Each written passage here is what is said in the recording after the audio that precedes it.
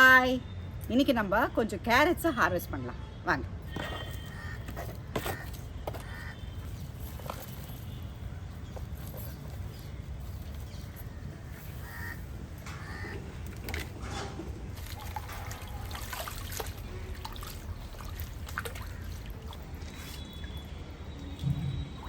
குட்டி கேரட்ஸ்.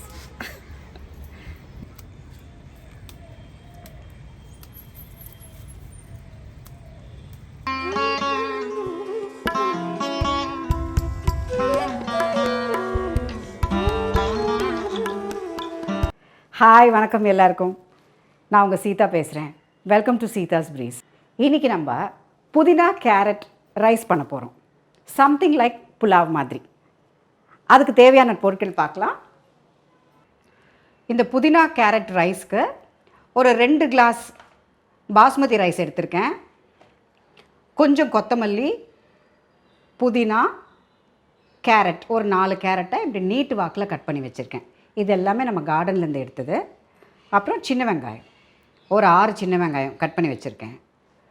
ஒரு 6 பல்லு பூண்டு, 2 பட்டை, அந்த ஸ்டார் அனீஸ் ஸ்டார் ஒன்று வச்சுருக்கேன், 2 ஏலக்காய், 4 கிராம்பு, ஒரு 6 முந்திரி வச்சுருக்கேன், ஒரு பச்சை மிளகா கட் பண்ணி வச்சுருக்கேன், இஞ்சி பூண்டு பேஸ்ட்டு 1 ஸ்பூன், ஒரு பெரிய தக்காளி. அப்புறம் இது நம்ம கீயில் தான் பண்ண போகிறோம். ஸோ கீ வச்சுருக்கேன் ஒரு 4 ஸ்பூன், கொஞ்சமாக மிளகாத்தூள், தேவையான உப்பு. இந்த புதினா கொத்தமல்லி இது ரெண்டும் நம்ம அரைச்சி எடுத்துக்கலாம். புதினாவோட ஃப்ளேவர் நல்லாயிருக்கும், ரைஸும் நல்லா க்ரீனாக இருக்கும். இதை அரைச்சி எடுத்துக்கலாம்.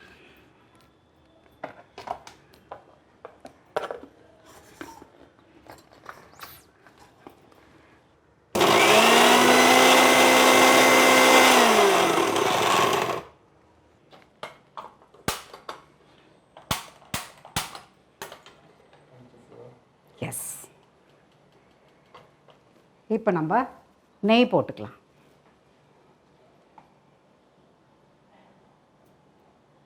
ஒரு 3 ஸ்பூன் நெய் சரியாக இருக்கும். இந்த ஸ்பைஸ் போட்டுக்கலாம். முந்திரி பருப்பு போட்டுக்கலாம்.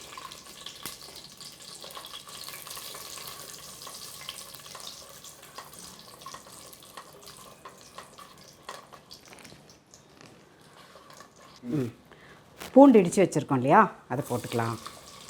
சின்ன வெங்காயம் போட்டுக்கலாம். பச்சை மிளகா, ஒரு பச்சை மிளகா,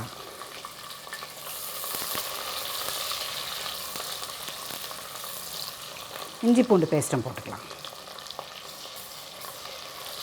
சின்ன வெங்காயம் இந்த ரைஸ்க்கு டேஸ்ட்டுங்க.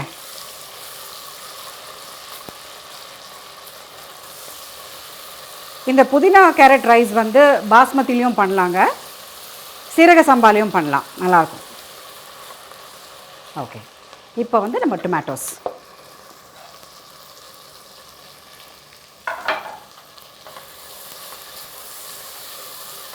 இது கொஞ்சம் நல்லா ஃப்ரை ஆனதுக்கப்புறம் நம்ம அதை அரைச்சி வச்சுருக்கோம் இல்லையா புதினா கொத்தமல்லி, அதை போட்டுக்கலாம். இது நல்லா வதங்கிருச்சு. ஸோ இப்போ நம்ம அரைச்சி வச்சுருக்கோம்ல புதினா கொத்தமல்லி, அதை போட்டுக்கலாம்.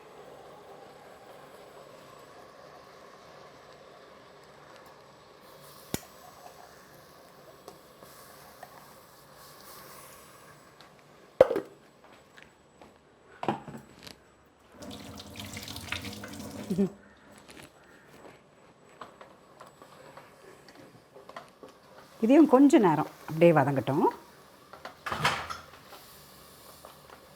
கொஞ்சம் மிளகாத்தூள் போட்டுக்கலாம். எங்கேடா கரண்டி? ஜஸ்ட் குட்டி ஸ்பூனில் ஒரு 2 ஸ்பூன் போதும், ஒரு டேஸ்ட்டுக்கு தான்.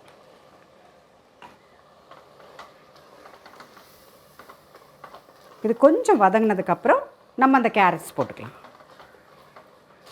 இது கொஞ்சம் நல்லா வதங்கிடுச்சு. இப்போ நம்ம கட் பண்ணி வச்சுருக்க கேரட் போட்டுக்கலாம்.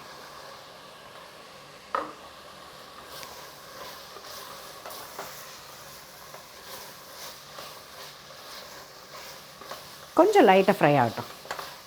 குழந்தைங்களுக்கெல்லாம் பிடிக்குங்க, இது ரொம்ப டேஸ்டியாக இருக்கும், டிஃப்ரெண்ட்டாக இருக்கும். கொஞ்சம் அப்படியே ஃப்ரை ஆகட்டும்.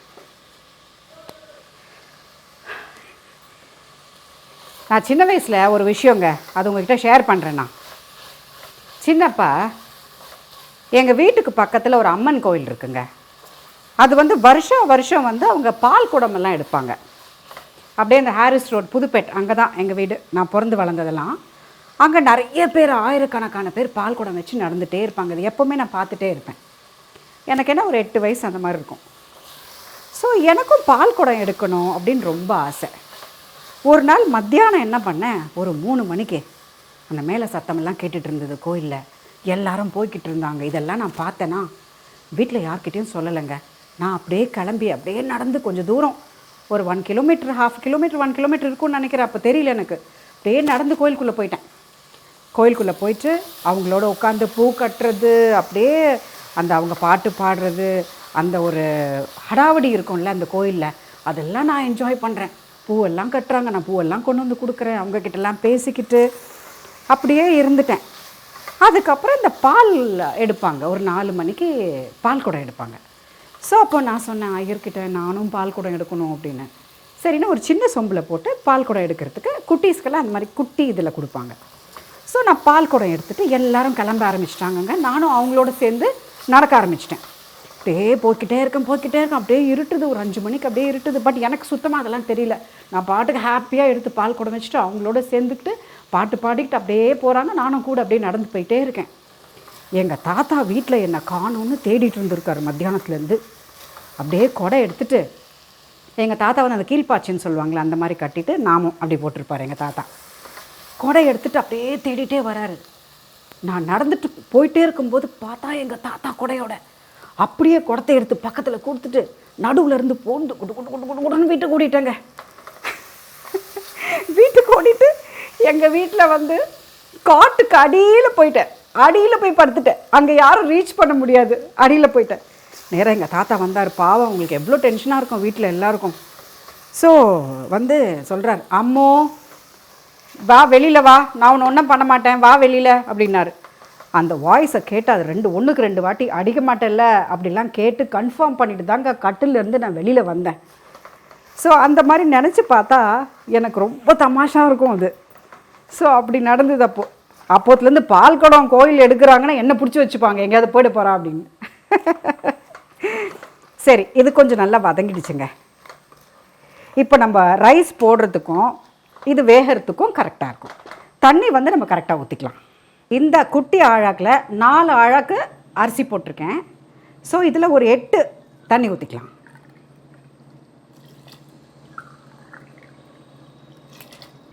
இதில் 8 கிளாஸ் தண்ணி ஊற்றிருக்கேன். தேவையான அளவு உப்பு போட்டுக்கலாம்.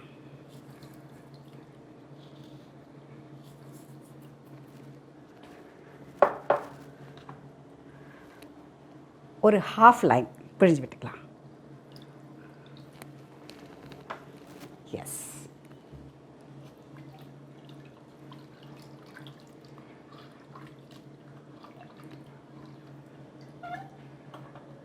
பார்க்கலாம்.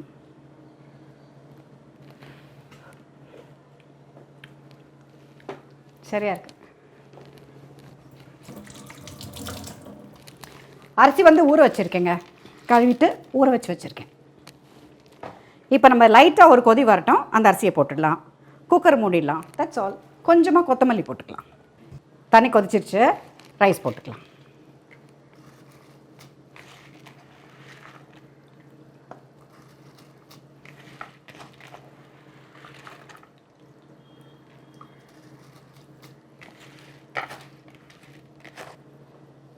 ரைஸ் போட்டுட்டோம்.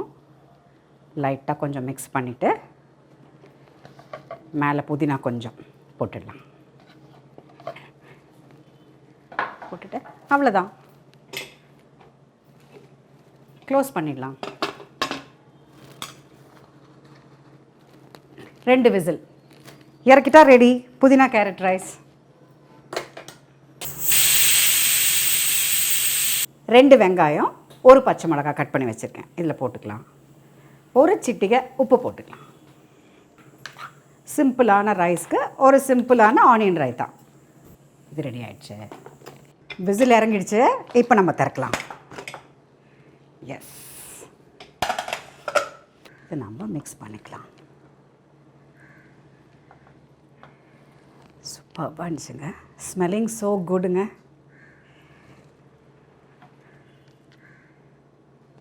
ஓகே, இப்போ நம்ம ஒரு சர்விங் பவுலில் போட்டுக்கலாம்.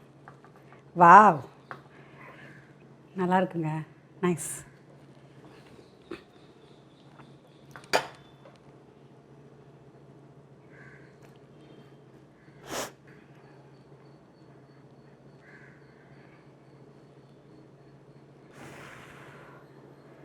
பலன்னு இருக்குங்க ரைஸு.